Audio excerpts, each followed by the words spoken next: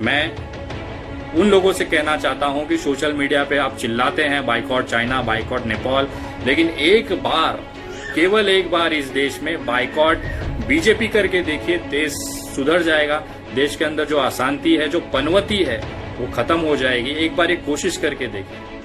लद्दाख में जो सैनिक मरे हैं उसमें अधिकतर बिहार रेजिमेंट के लोग हैं, सैनिक हैं। मतलब आपकी तैयारी, ये संयोग है या प्रयोग मुझे नहीं पता, लेकिन कहीं ना कहीं कुछ गड़बड़ है।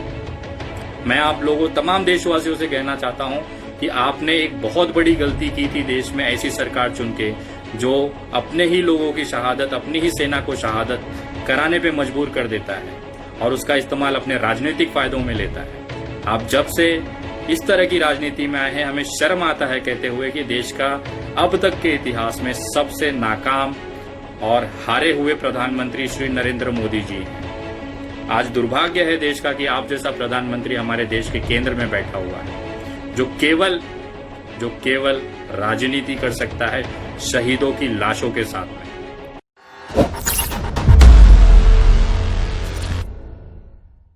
आखिर वो दिन आ ही गया ना, जिसका देश के अंधभक्तों को और भारतीय जनता पार्टी को इंतजार था कि सीमा पे हमारे सैनिक कब मरे, कब उनकी मार्केटिंग करने के लिए बाहर निकले।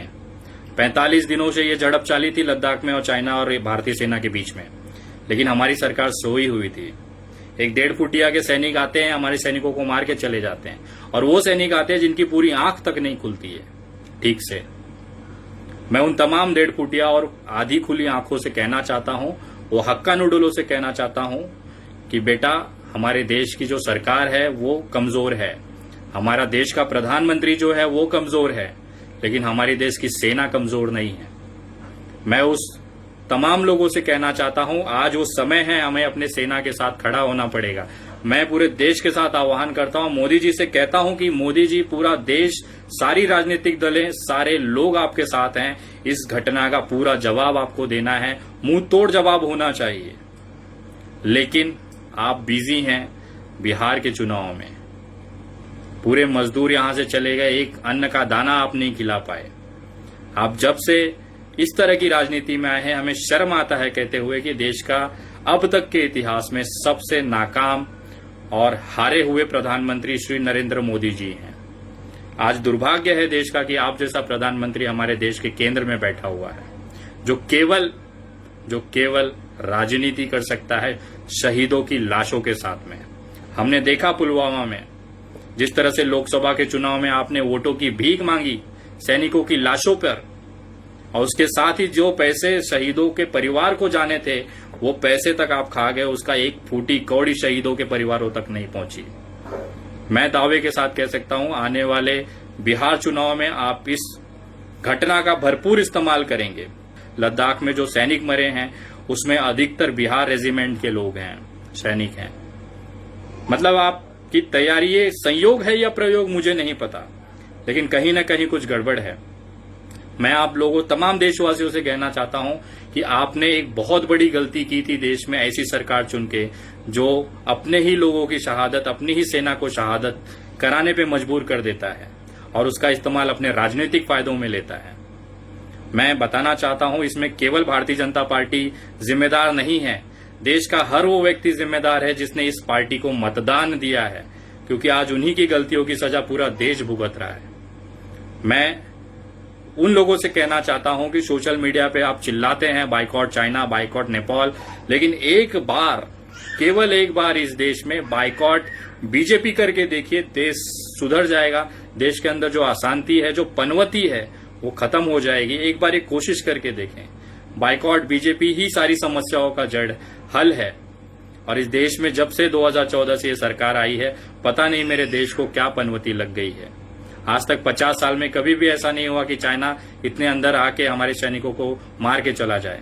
इन 50 सालों में आज तक कभी जिंदगी में ऐसा नहीं हुआ कि नेपाल, जो हमारा मित्र, एक हिंदू राष्ट्र, हमारे लोगों के हमारी सीमा में आके फायरिंग करके हमारे लोगों को मार के चला जाता है।